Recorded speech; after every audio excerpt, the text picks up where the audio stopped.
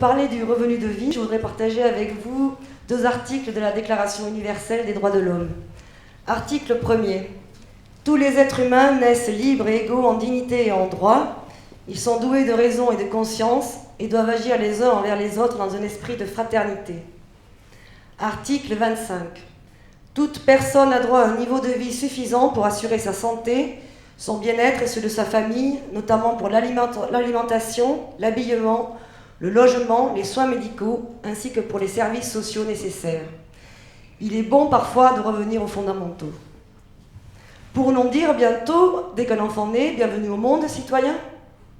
Alors imaginez que vous ayez un revenu de vie juste parce que vous existez, parce que vos ancêtres, vous, vos enfants, participaient à la richesse nationale. Imaginez que ce revenu soit suffisant pour vous loger et pour vous nourrir. Que feriez-vous de votre vie? Libre de choisir votre activité, libre d'entreprendre, libre de prendre soin de vos proches, libre d'apprendre, libre.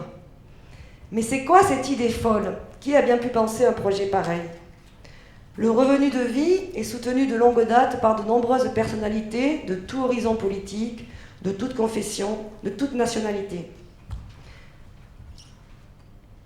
Économistes, grands commis de l'État, chefs d'entreprise, sociologues, philosophes, tous ont théorisé et soutenu le revenu de vie. Mais en avez-vous entendu parler? Qui connaît dans la salle? Est-ce que vous pouvez lever la main, s'il vous plaît? Pas beaucoup, mais un peu. Pour ceux qui ont levé la main, j'espère que vous ne confondez pas avec le revenu de citoyen de Dominique de Villepin. Il s'en approche, mais c'est pas ça. Le revenu de vie est inconditionnel de la naissance à la mort. Riche, pauvre, très pauvre, l'allocation est la même pour tous. Fini le contrôle et le coût du contrôle aussi. Mais je ne suis pas là pour vous parler de politique classique. Le revenu de vie transcende tous les partis politiques, enfin presque. Ce projet a plusieurs noms: revenu de vie, revenu de base, allocation universelle, revenu d'existence, revenu inconditionnel d'existence, basic income en anglais, Grundeinkommen en allemand. En Allemagne, le projet est déjà bien avancé. En 2008, une mère de famille sans travail a rencontré des militants du revenu de base. Elle a lancé une pétition nationale. Il faut savoir qu'en Allemagne, on peut lancer une pétition et s'il y a plus de 50 000 signatures, le Parlement est obligé de se pencher sur la demande. Et ils ont eu 120 000 signatures. Aujourd'hui, le SPD réfléchit pour inscrire le revenu de base dans son programme politique.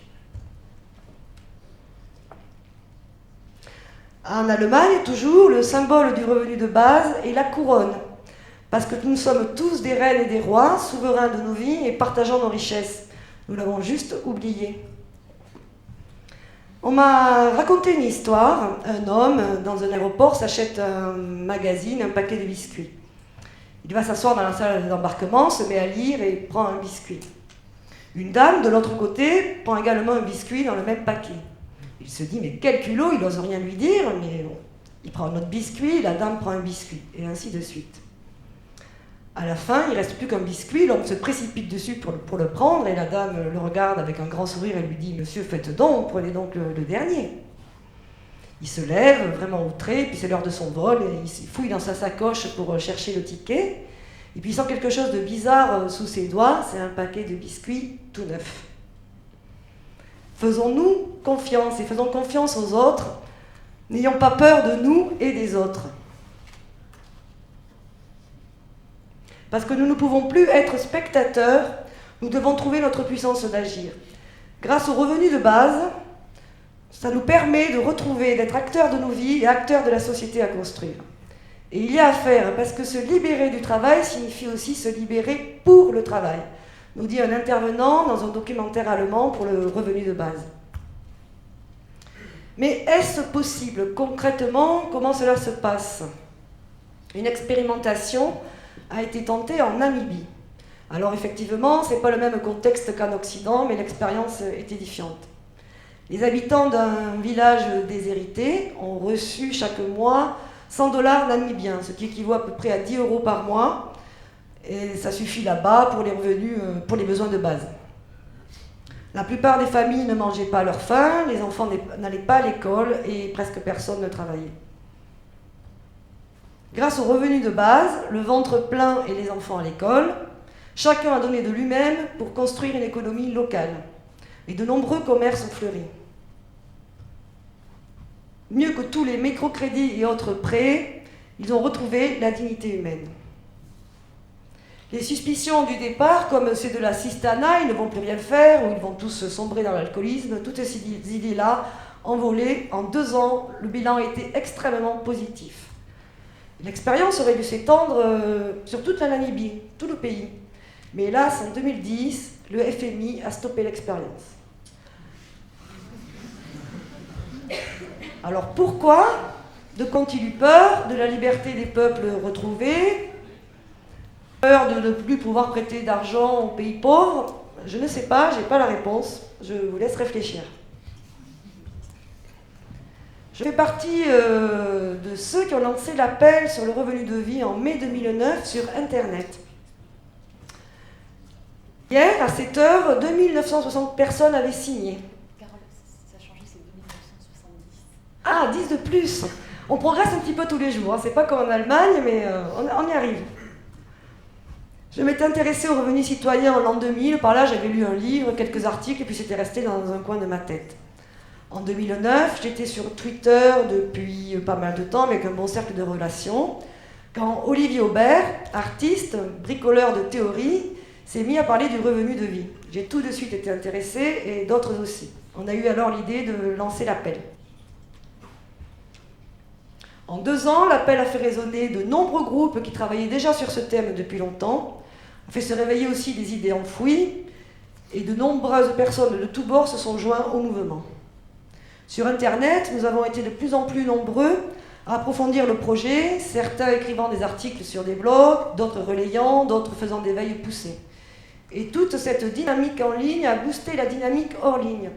De nombreux groupes sur le terrain se sont constitués, des conférences un peu partout, des allers-retours constants entre le partage en ligne et le partage sur le terrain. Pour dire et redire que le revenu de vie, c'est possible, faire connaître, encore connaître le revenu de vie. Mais vous vous posez certainement la question du financement. Tous les économistes qui se sont penchés sur le financement sont tous d'accord, c'est possible, c'est réalisable. Seulement, ils ont souvent des modes de calcul différents, ils n'ont pas les mêmes façons de concevoir le niveau de revenus. Ça ne va pas être pareil en Allemagne, en France, ou en Grèce, ou en Espagne. Mais c'est possible et c'est réalisable. Moi, ce n'est pas mon domaine d'expertise, la finance, donc je n'en parlerai pas plus. Et puis je crois qu'on n'a pas le temps de parler, que là on peut rentrer de longues heures de discussion sur le financement.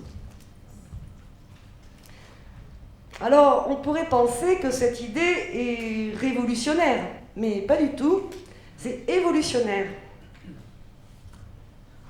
Quand on y réfléchit, dans nos sociétés, malgré le confort, l'eau au robinet, ces interrupteurs magiques qui nous donnent l'électricité, ces drôles d'appareils où on entend des voix à distance, on entend encore parler d'exclusion, d'insertion, de réinsertion, tous ces mots qui font mal, comme si à la naissance on devait se conformer à un cadre rigide, sinon banni pour non-conformité. Le problème, si on peut parler de problème, c'est que nous sommes confrontés à de nouvelles problématiques, à de nouvelles prises de conscience. La planète finie, qu'on ne peut plus polluer plus, l'entente obligée entre les peuples pour éviter les guerres, les crises économiques, les crises monétaires et des crises et encore des crises. Actuellement, on est assez gâtés à ce niveau-là.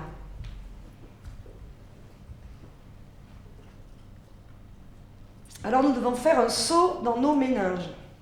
Sortir du cadre, sortir du bocal. Nos ancêtres ont fait le même saut au XIXe siècle quand ils ont aboli l'esclavage. Et il n'y a pas si longtemps, le droit de vote des femmes, vous imaginez une femme voter, mais elle va voter comme son mari, ce n'est pas possible. Vous imaginez un revenu de vie pour tous, mais ce n'est pas possible, ils ne vont plus rien faire.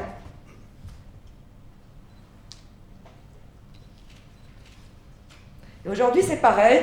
Nous devons faire ce saut parce que le rêve du plein emploi salarié, c'est terminé, plié, on oublie. C'était une belle illusion, le pain quotidien gagné à la sueur de son front. Sauf que nous n'avons plus besoin de tous pour produire le nécessaire dont nous avons besoin. L'être humain a toujours rêvé de se libérer des chaînes du travail imposé.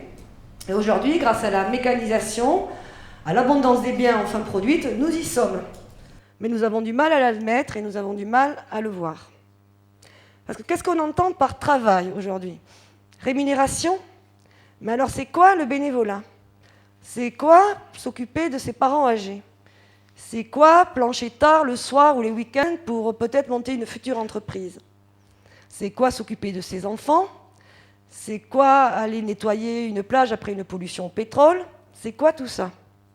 Je vous laisse réfléchir. Désolée, je vous fais beaucoup réfléchir en silence, mais vous n'avez pas le droit de parler. Alors, le revenu de vie, c'est quand même pas une baguette magique, hein, ça ne va pas changer d'un coup, régler tous les problèmes. Mais c'est le levier nécessaire pour changer nos vies. N'ayons pas peur de la liberté et faisons-nous confiance. Chacun est indispensable, et si chacun a la liberté de choisir sa vie, alors une explosion de création, d'activités, de richesses nouvelles vont sortir de nos imaginations. Ensemble, enthousiastes, nous pouvons réussir, et c'est un beau pari. Mais laissons parler les signataires de l'appel. Dans les centaines de messages postés sur le site internet, le choix a été très difficile. Je vais lire parce que je ne voudrais pas déformer leurs paroles. Un formateur indépendant à Albi nous dit « Essentiel pour passer de la compétition au partage et retrouver le sens de l'humanité. » Un artisan à Montclar-Lauragais, nous avons tous quelque chose à apporter à la société, le problème est que nous devons satisfaire à l'emploi pour survivre.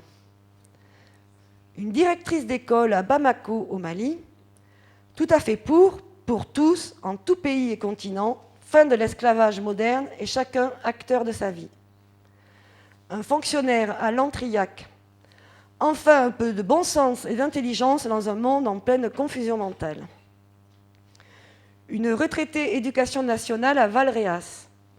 Il est temps que nous changions notre rapport au travail qui n'est plus à sa juste place dans la vie humaine. Un chauffeur de car à Saint-Ambrois. Vaste débat à mener sur ce que représente le travail pour chacun d'entre nous. Un enseignant retraité à Falques. C'est drôle, j'avais déjà pensé à quelque chose de semblable. Je suis heureux de n'être pas le seul fou. Moi aussi. Un ingénieur à Rambouillet. Enfin, le temps est venu de se rendre compte que dans cette société d'abondance, on ne s'enrichira qu'en partageant. Un architecte à Versailles. Vive la libre création, vive la création coopérative des hommes libres. Et un chef d'entreprise à Villemal. Un pour tous et tous pour un, revenu de vie. Et pour finir, celui-ci n'a pas signé l'appel, mais il a écrit « Il n'est rien au monde d'aussi puissant qu'une idée dont l'heure est venue », et c'est Victor Hugo. Je vous remercie.